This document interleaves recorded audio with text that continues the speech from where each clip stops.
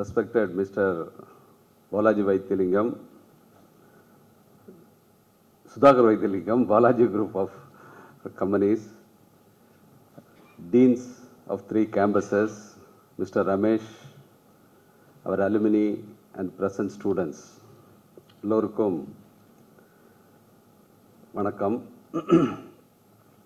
முதலில் இங்கிருக்கும் நிறைய மாணவர்களின் கனவுகளுக்கு முகவரி கொடுத்த முகவரி ஃபவுண்டேஷனுக்கு என் வணக்கத்தையும் நன்றியையும் தெரிவித்துக் கொள்கிறேன்.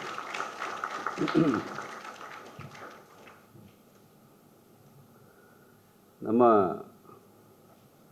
வாழ்க்கையில் 3 பேரை கடவுளாக நினைப்போம். யாரெல்லாம் கடவுளாக நினைப்பீங்க சொல்லுங்கள். அம்மா அப்பாவும் கடவுளாக தான் எல்லாரும் நினைப்பாங்க. அது தவிர 3 பேரை கடவுளாக சொல்லுவாங்க. யாரெல்லாம் சொல்லுவாங்க? மாதா பிதா குரு தெய்வம். மை லார்டுன்னு ஒருத்தர் சொல்லுவாங்க. எல்லாரும் ஜட்ஜஸை சொல்லுவாங்க மை லார்ட். டாக்டர்ஸுக்கு நமக்கு நோய் வந்தால் தான் தெரியும் டாக்டர் தான் கடவுள் மாதிரி தெரியும். எழுத்தறிவித்தவன் இறைவன். இந்த 3 ப்ரொஃபஷனில் இருக்கிறவங்களையும் கடவுளுக்கு நிகராக நினைக்கலாம். ஏன்னா ஒரு ஜட்ஜி ஒரு சொசைட்டியில் நடக்கிற தப்புகளெல்லாம் சரியாட்டு தீர்ப்பு கொடுக்கலன்னா அது சொசைட்டியே நாசமாயிடும். ஸோ மை லார்டுன்னு ஏன் சொல்கிறாங்கன்னா அது அவர் அந்த நிலைமையில் வைக்க வேண்டிய ஆள். ஸோ இப்போ நீங்கள் எல்லோரும் இன்ஜினியர்ஸு நீங்கள் அதில் 3 ப்ரொஃபஷனில் 2 ப்ரொஃபஷன் இல்லை. இப்போ இன்ஜினியராட்டு நீங்கள் ப்ரொஃபஸராட்டும் ஆகலாம், இன்ஜினியராட்டு டீச்சராட்டும் ஆகலாம். அது ஒரு ப்ரொஃபஷன். அது தவிர ஒரு சொசைட்டியில் நிறைய டைப் ஆஃப் மக்கள் இருக்காங்க. அதில் ஒரு 2% மக்கள் ஒரு பெரிய அட்மினிஸ்ட்ரேட்டர் ஆகலாம். Administrator with different qualities. அடுத்த ஒரு 2% மக்கள் நல்ல ஸ்பிரிச்சுவல் பர்சனாக இருப்பாங்க. ஸ்பிரிச்சுவாலிட்டி இருக்கும். ஒரு சொசைட்டியை சேஞ்ச் பண்ணுறதுக்குள்ள எல்லாத்தையும் சொல்லுவாங்க. ஒரு 2% கூட இருக்காது. அதை விட குறைவான மக்கள் இப்போ மிஸ்டர் ரமேஷ் மாதிரி சொசைட்டியை சேஞ்ச் பண்ணிக்கிட்டு இருப்பாங்க. சர்வீஸ் பண்ணிக்கிட்டு இருப்பாங்க. இதில் 3ல் எது பெஸ்ட்டு? யார் சொசைட்டியை மொத்தமாக சேஞ்ச் பண்ண முடியும்? சர்வீஸ் ஓரியன்ட் பீப்புள் தான். Service orient people only can change the society. ஒரு பெரிய அட்மினிஸ்ட்ரேஷனாக இருக்கிறவங்க ஏதாவது ஒரு டைரக்ஷனில் வளர்க்கலாம். ஆனால் அது டைரெக்டாக சரியான ஆர்டரில் தான் போகுதான்னு சொல்ல முடியாது. பெரிய டிஸார்டர்லேயும் போகலாம். பெரிய administrators can make lot of disorder. Spiritual persons தத்துவங்களை சொல்லிக்கிட்டே இருப்பாங்க. அதை 4 பேர் லிசன் பண்ணுவாங்களா இல்லையான்னு அதுலேயும் ஒரு டைரக்ஷனாக இருக்கலாம். ஸோ அதனால் நான் உங்களை எப்படி பார்க்கணும்னு நினைக்கிறேன்னா ஒரு பெரிய அட்மினிஸ்ட்ரேட்டராக ஸ்பிரிச்சுவல் குவாலிட்டியோட சர்வீஸ் மைண்டோட இருக்கணும்னு நினைக்கிறேன். எல்லாரும் புரியுதில்ல? ஒரு பெரிய அட்மினிஸ்ட்ரேட்டராக வரணும். அந்த மாதிரி கொஞ்சம் ஆளுங்க நாட்டில் வந்தாச்சுன்னா நம்ம நாடு வளமான நாடாகிடும். நம்ம இன்ஜினியர்ஸ் எல்லாம் நம்ம நினைக்கிறோம் நம்ம நிறைய சிட்டியை நம்ம உலகத்தை மாற்றிக்கிட்டு இருக்கிறோன்னு. ஒரு இன்ஜினியராக மட்டும் ஒர்க் பண்ணோம்னா நம்ம அந்த வெறும் இன்ஜினியராக, ஏன்னா இன்ஜினியரிங்கில் நம்ம சொல்லிக் கொடுக்கறது ஒரு புது கண்டுபிடிப்புகள், சொசைட்டியில் உள்ள எல்லா கம்ஃபர்ட்டை கொண்டு வர்றது, எக்யூப்மெண்ட் இன்ஸ்ட்ருமெண்ட்ஸ் பெருசாக கண்டுபிடிச்சி லைஃபுக்கு கம்ஃபர்ட்டை கொடுக்குறோம். அப்படி தானே? ஒரு இண்டஸ்ட்ரியல் ரெவல்யூஷன் எல்லாம் பண்ணிக்கிட்டு இருக்கிறது எல்லாமே ஒரு புது ஒரு சொசைட்டியில் ஒரு லைஃப் கம்ஃபர்ட்டை கொண்டு வந்துக்கிட்டு இருக்கிறது தான் யாருக்கோட வேலை? இன்ஜினியர்ஸோட வேலை. அந்த லைஃப் கம்ஃபர்ட்டை கொடுக்கறதுல நம்ம உலகத்தை அழிச்சுக்கிட்டு இருக்கிறோம். ஃபஸ்ட்டு தெரிஞ்சுக்கணும். உலகத்தை எந்த இன்ஜினியர்ஸோட கான்ட்ரிபியூஷன் ஆஸ் அன் இன்ஜினியர் மட்டும் நம்ம ஒர்க் பண்ணோம்னா என்ன பண்ணுறோம்? இப்போ இந்த எலக்ட்ரிசிட்டி இவ்வளோ கண்டுபிடிச்சாரு. அவர் அன்னைக்கு கண்டுபிடிக்கலன்னா அன்னைக்கு என்வரான்மெண்ட் ஒழுங்காக இருந்திருக்குமா? மோட்டர் வெஹிக்கிள் கண்டுபிடிக்கலன்னா உலகம் ஒழுங்காக இருந்திருக்குமா? ஒழுங்காக இருந்திருக்கும்ல. எல்லாம் இப்போ வெறும் எலக்ட்ரிசிட்டியும் இந்த மோட்டர் வெஹிக்கிளும் மட்டும் கண்டுபிடிக்காமல் இருந்திருந்தால் இப்போ இன்னும் 50 வருஷத்தில் உலகம் அழிஞ்சிரும்னு நம்ம பயப்படவே வேண்டியதில்லை.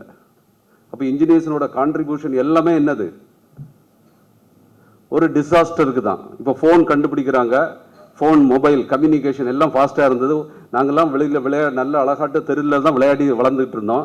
இப்போ ஒருத்தர் கூட ஹாஸ்டல் ரூம் விட்டு வெளியில் வர மாட்டேங்கிறாங்க, ஃபோன்லேயே இருக்கிறாங்க. எல்லாம் சைக்காலஜிக்கல் ப்ராப்ளம் வருது. சைக்காலஜிக்கல் ப்ராப்ளம் ஒருத்தருக்கும் இனிமேல் ஹாஸ்பிட்டலுக்கு தான் நிறைய பேருக்கு போக வேண்டிய வருது. எல்லாம் அதனோட ஒரு இன்வென்ஷன்னால எவ்வளவு டிசாஸ்டர் பார்த்தீங்கன்னா எல்லாத்துக்கும் நம்ம இன்ஜினியரிங்கில் உள்ள எல்லாமே என்னதான் பண்ணும், டிசாஸ்டர் தான் ஆக்கிட்டு இருக்கும். ஒரு இன்வென்ஷனில் ஒரு ஏதோ ஒரு கம்ஃபர்ட் மாதிரி இருக்கும், ஆனால் அதனால வரக்கூடிய தீமைகள் அதிகமாக இருக்கும், தீமைகள் அதிகமாக இருக்கும். ஆனால் அதனால தான் நீங்கள் ஒரு சர்வீஸ் மைண்டு, ஒரு ஸ்பிரிச்சுவல் மைண்டு, இந்த ரெண்டும் இல்லாமல் ஒரு டெவலப்மெண்ட்டை பண்ணக்கூடாது. பண்ணியாச்சுன்னா அது சொசைட்டி வந்து நிலையாக நிற்காது. ஸோ நீங்கள் ஒரு இன்ஜினியராக மட்டும் இனிமேல் நாட்டுக்கு தேவையில்லை. அதனால தான் இப்போ ரீசெண்டாக இந்த சஸ்டைனபிலிட்டின்னு சொல்கிறாங்கல்ல, சர்க்குலர் எக்கனாமி சஸ்டைனபிலிட்டிங்கிறாங்கல்ல, எல்லாத்துலேயும் நம்ம பண்ணுறதுனால எவ்வளவு தீமை எவ்வளவு நன்மை, அந்த தீமையை ரொம்ப குறைச்சி நன்மையை நிறைய கொண்டு வரதுக்கு தக்கன உள்ளது தான் நம்ம கண்டுபிடிக்கணும். புரியுதுல்ல? ஸோ இன்ஜினியர்ஸனோட கான்ட்ரிபியூஷன் சஸ்டைனபிலிட்டியை கொண்டு வருது, நிலையான ஒரு பூமியை கொண்டு வருது. அதுக்கு உங்களோட சர்வீஸ் மைண்டு, இந்த ஒரு பிஸ்னஸ் பண்ணி நிறைய பணம் சம்பாதிக்கணும்னு நினைப்பு இருந்ததுக்கு ஈஸியாக மணி சம்பாதிக்கணும்னு நினச்சா நம்ம நிறைய சொசைட்டிக்கு டேஞ்சர் பண்ணுவோன்னு அர்த்தம். புரியுதுல்ல? ஈஸியாக மணி பணத்தை சம்பாதிக்கணும்னு நினைக்கிற ஆளுங்க வந்து சொசைட்டிக்கு நிறைய இந்த அட்மாஸ்பியரை வந்து சிங்க்னு சொல்லுவாங்க. நிறைய சின்ன வந்து அதை அப்சர்வ் பண்ணுறதுனால தான் அதுக்கு பேர் என்ன, சிங்க். எல்லாம் நம்ம பண்ணுற எல்லா சின்னையும் அதை அப்சர்வ் பண்ணிக்கணும். ஆனால் நம்ம அவ்வளவு அட்மாஸ்பியருக்கு அவ்வளவு சின்ன கொடுக்கக்கூடாது, நம்ம வந்து நல்லது மட்டும் தான் பண்ணணும். ஸோ அந்த சர்வீஸ் மைண்டுன்னு ஒன்று வந்தாச்சுனாலே இன்ஜினியர்ஸ் வந்து ஒரு ஸ்பிரிச்சுவல் மைண்டோட கான்ட்ரிபியூஷன் பண்ணியாச்சுன்னா நல்லா டெவலப்மெண்ட் நடக்கும். அப்போ நம்ம ஜென்ரேஷன்லாம் நல்லா இருக்க முடியும். ஸோ இப்போ சர்வீஸ் மைண்டுன்னு இப்போ நிறைய பேர் பேசுனதுனால தான் நான் வித்தியாசமாட்டு உங்களுக்கு தேவை என்ன பண்ணணுங்கிறத சொல்லறதுக்குன்னு நினைக்கிறேன். ஒரு சார் சொன்னாங்க, நல்ல அழகாட்டு சொன்னாங்க, நீங்கள் என்ன நினைச்சாலும் அது மாதிரி ஆயிடலாம். அவருக்கு யார் ஒரு டார்கெட்டு, பெஞ்ச் மார்க்கு, அதுக்கு மேலே போகணும், யார் வேணாலும் என்ன நினைச்சாலும் ஆயிடலாம். ஆனால் அது எல்லாத்தையும் என்ன வேணாலும் நினைச்சா நடக்கும் ஒரு மனுஷன் வந்து. ஆனால் நீங்கள் அடையக்கூடியதை, நீங்கள் நினைக்கக்கூடியதை தப்பாட்டு ஒரு விஷயத்தை அடையணும்னு நினைச்சாலும் அடைஞ்சிருவீங்க. அதை அடைஞ்சாச்சுன்னா அதுக்குள்ள டிசாஸ்டரும் நிறைய இருக்கும், அதுக்கு கூட சேர்ந்து நிறைய தீமைகளும் சேர்ந்து வரும். என்ன வேணாலும் நீங்கள் அடைஞ்சிடலாம். அதுலேயும் சஸ்டெயினபிளாக ஒரு பாசிட்டிவ் திங்கிங் அடையணும்னு நினைச்சீங்கன்னா அது ஸ்லோவாக இருக்கலாம், ஆனால் அதனால ஒரு சைடு எஃபெக்ட் ஒன்றும் இருக்காது. புரியுதுல்ல? சார் கரெக்டாக சொல்கிறார், என்ன வேணாலும் நீங்கள் அடைஞ்சிடலாம். நீங்கள் பெரிய பிஸ்னஸ் மேனாக வரணும்னு நினச்சா அடைஞ்சிடலாம். ஆனால் அதில் ஒரு சின்ன ஒரு விஷயம் இருக்குது. உங்கள் ஜென்ரேஷனாட்டு உள்ள தாட்ஸ் வந்து உங்கள்கிட்ட இருக்கும். அந்த தாட்ஸ் வந்து சீக்கிரம் உங்களை வந்து நீங்கள் ஒரு பிரசிடெண்ட் ஆகணும்னு உங்களுக்கு சீக்கிரம் நினைப்பு வராது. அது நமக்கு முடியாதுன்னு இருக்கும், அந்த முடியாதுன்னு சொல்லும். அதை நீங்கள் அதை ஓவர் கம் பண்ணுறதுக்கு நீங்கள் நிறைய புக்ஸை படிக்கணும். நிறைய சக்ஸஸ்ஃபுல் லீடர்ஸ்னோட புக்ஸை படிச்சுன்னா எல்லாராலையும் எல்லாம் அச்சீவ் பண்ண முடியும்னு உங்களுக்கு தெரியும். எல்லாரும் புரியுதுல்ல? உங்களோட பாசிட்டிவ்னஸ் அதிகமாகணும், கான்ஃபிடன்ஸ் லெவல் அதிகமாகணும்னு நினைக்க நீங்கள் நிறைய சக்ஸஸ்ஃபுல் பீப்புளோட பயோகிராஃபியை படிக்கணும். எப்படி சக்ஸஸ் ஆனாங்க, நிறைய தோல்வியை கண்டவங்க தான் பெரிய சக்ஸஸ்ஃபுல் லீடராக இருப்பாங்க. எப்போதும் ஒரு கம்ஃபர்ட் ஜோனில் இருந்தவங்க கொஞ்ச நாள் வளருவாங்க, எங்கேயோ போய் முட்டி விழுந்துருவாங்க. எங்கேயோ போய் கம்ஃபர்ட் ஜோன்லேயே இருந்துக்கிட்டு இருந்தாங்கன்னா அவங்க வந்து ஏதோ ஒரு லைஃப்பில் ஒரு சின்ன க்ரோத் இருக்க மாதிரி இருக்கும், கடைசி பீரியட் ஆஃப் லைஃப்பில் வந்து அவங்களுக்கு ஃபெயிலியர் தான் இருக்கும். அந்த கஷ்டப்பட்டு நிறைய ஃபெயிலியரை பார்த்து அதை கரெக்ட் பண்ணி சக்ஸஸ் ஆனவங்கெல்லாம் கண்டிப்பாக ஒரு ஸ்டெடி க்ரோத், சஸ்டெயினபிள் க்ரோத் இருக்கும். ஸோ அதுக்கு வந்து நீங்கள் மைண்டில் வந்து இப்போ நீங்கள் சின்ன பிள்ளைங்க இந்த டைமில் கொஞ்ச நேரம் கூட தனியாட்டு இருக்கக்கூடாது.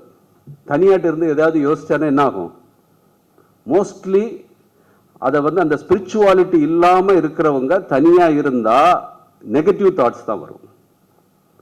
நீங்கள் வந்து ஒரு மெடிடேஷன் பண்ணணும், ஒரு யோகா பண்ணணும், ஒரு ஃபுல்லாக ஆக்குபைடு, சும்மா எப்போதும் கிரவுண்டில் போய் விளையாடிக்கிட்டு இருக்கிறதே ஒரு மெடிடேஷன் தான். மைண்டை வந்து சும்மா வச்சுருந்தா அது வந்து ஈவில் தாட் எழுத்துரும்.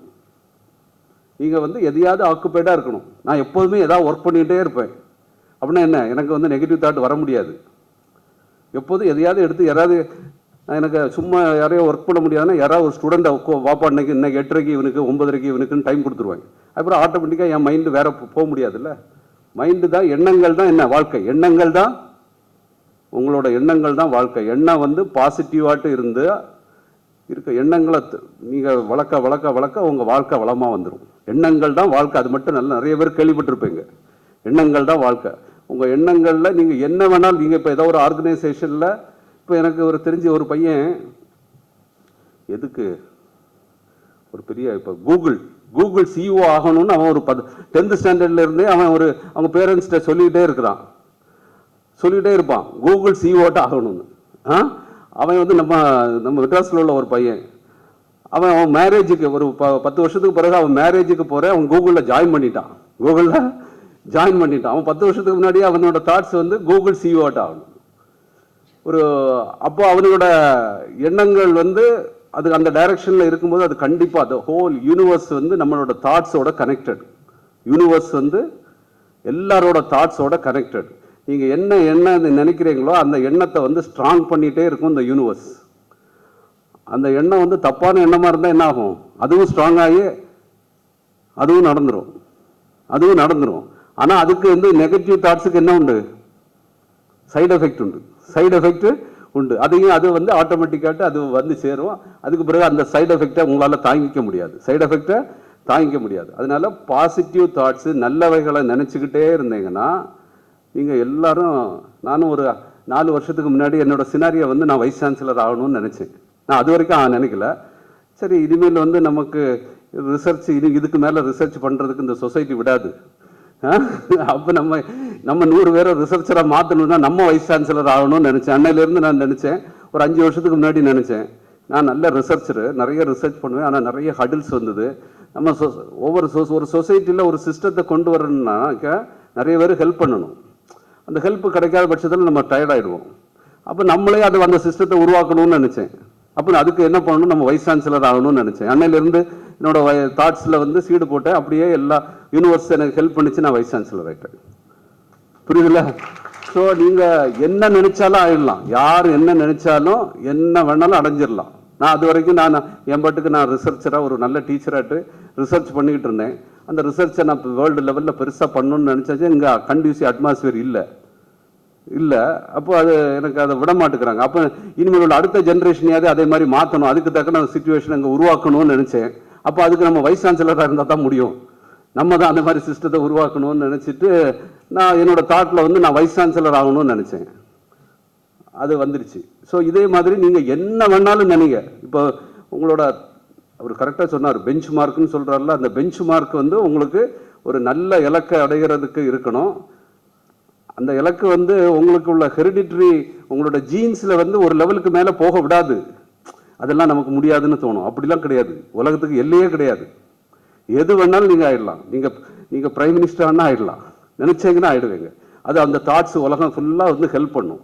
நீங்கள் கொஞ்சம் ப்ராக்டிஸ் பண்ணி ஒரு 45 நாள் டெய்லி ஒரு காலையில் இருந்துச்சு ஒரு 5 நிமிஷம் இந்த தாட்ஸை வந்து பியூரிஃபை பண்ணி இது எனக்கு வேணும், இது வேணும்னு சொல்லி பாருங்கள். அது நடக்கிறதுக்கு உள்ளவங்க உங்களுக்கு நேராக தேடி வருவாங்க. நீங்கள் அதை அனுபவிப்பீங்க. உங்களுக்கு என்ன ஆகணும்னு நினைக்கிறீங்களோ அது ஹெல்ப் பண்ணுறதுக்கு கடவுளை நேச்சர், அது கடவுளா நேச்சராக தெரியாது, அதுதான் யூனிவர்ஸ். அந்த யூனிவர்ஸ் வந்து உங்களுக்கு ஹெல்ப் பண்ணி கரெக்டான ஆளை உங்கள் சைடில். இப்போ நீங்கள் வந்து நீங்கள் இன்ஜினியர் ஆகணும்னு ஒரு தாட் இருந்ததுனால தான் அவர் மிஸ்டர் ரமேஷ் இங்கே உள்ளவங்க எல்லாரும் ஹெல்ப் பண்ணி உங்களை முகவரி ஃபவுண்டேஷனில் சேர்த்து விட்டுருக்காங்க. புரியுதுல்ல? ஸோ இதுக்கு மேலேயே நீங்கள் என்ன வரணும்னு நினச்சிங்கன்னா அது கண்டிப்பாக அச்சீவ் பண்ணிட முடியும். ஸோ நீங்கள் ஒரு சின்ன அதான் திருப்பி சொன்னார், பிஸ்னஸில் வரணுங்கிறாரு. ஏன்னா இப்போ நாட்டில் வந்து நிறைய ஸ்டார்ட் அப் வந்துக்கிட்டு இருக்கு. இந்த ஸ்டார்ட் அப் எக்கோ சிஸ்டம், ஒரு நாட்டினோட வளர்ச்சி வந்து நிறைய பேர் பிஸ்னஸில் கேப்பபிள் பர்சன். இப்போ நீங்கள் அண்ணா யூனிவர்சிட்டியில் நீங்கள் ஒரு பெரிய கம்ஃபர்ட், பெரிய ரிச் ஃபேமிலியில் இருந்துட்டு ஒரு அண்ணா யூனிவர்சிட்டியில் வர்றது வந்து பெரிய விஷயம் கிடையாது. அவனுக்கு சின்ன வயசுலேருந்தே நல்ல டியூஷனு, பெரிய டீச்சரை வீட்டில் வர வச்சு படிக்க வச்சுருப்பாங்க. நீங்கள் இப்போ அண்ணா யூனிவர்சிட்டிக்கு வந்திருக்கீங்கன்னா உங்கள் திறமை அவங்கள விட மச் பெட்டர் தானே. அப்போ உங்களோட திறமை அந்த ஸ்டூடெண்ட்ஸை விட ரொம்ப அதிகமான திறமை இருக்கு. புரியுதுல்ல? நீங்கள் உங்களுக்குள்ள கம்ஃபர்ட் ஜோன்லாம் ஸ்கூல் லெவலில் நீங்கள் படிக்கும்போது இல்லை.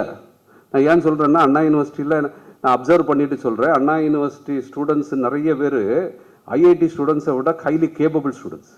ஏன்னா ஐஐடியில் ஜாயின் பண்ண அன்னைக்கு அவங்க அப்பா அம்மா நல்ல நாலேஜபிளாக இருக்கணும். ஆனால் அண்ணா யூனிவர்சிட்டியில் ஜாயின் பண்ண அன்னைக்கு அந்த ஸ்டூடெண்ட்ஸ் நாலேஜபிளாக இருக்கணும். புரியுதுல்ல?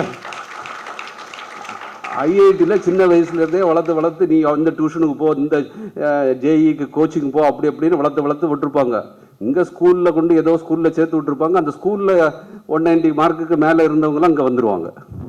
அப்போ அந்த ஸ்கூலில் டீச்சர்ஸ்னால ஏதோ ஒரு இன்ஸ்பயர் ஆகி நீங்கள் படித்து எடுத்து வந்தீங்க. உங்கள்கிட்ட திறமை நான் பார்க்குறேன். ஃபஸ்ட் இயர் ஸ்டூடெண்ட்ஸில் வரும்போது திறமை இருக்காது. ஒரு தேர்ட் இயர் இங்கே இந்த எக்கோ சிஸ்டத்தில் வந்த உடனே அவங்களோட திறமைகள்லாம் வர ஆரம்பிக்கும். உங்கள்கிட்டயே இருக்கிற திறமை உங்களுக்கு இன்னும் தெரியாது, எனக்கு தெரியும், உங்களை நிறைய டீச்சர்ஸுக்கு தெரியும். புரியுதுல்ல? அதை நீங்கள் கொண்டு வர வச்சிங்கன்னா நீங்கள் பெரிய ஒரு சொசைட்டிக்கு நிறைய கான்ட்ரிபியூட் பண்ண முடியும். ஸோ முகவரி ஃபவுண்டேஷன் இந்த மாதிரி ஒரு மீட்டை நடத்துகிறதே it's a connecting the students. இப்போது 4 பேர் உங்கள்கிட்ட ஏதோ சொல்கிறாங்க, அதில் உள்ள கருத்துக்களை பாசிட்டிவாக எடுத்துகிட்டு அதை நீங்கள் ப்ராக்டிஸ் பண்ணிங்கன்னா you can reach very higher heights. So wish you all the best. I appreciate Mr. Ramesh and Mugavari Foundation and all the associated people who have taken lot of efforts for the growth of these people and the country. Thank you.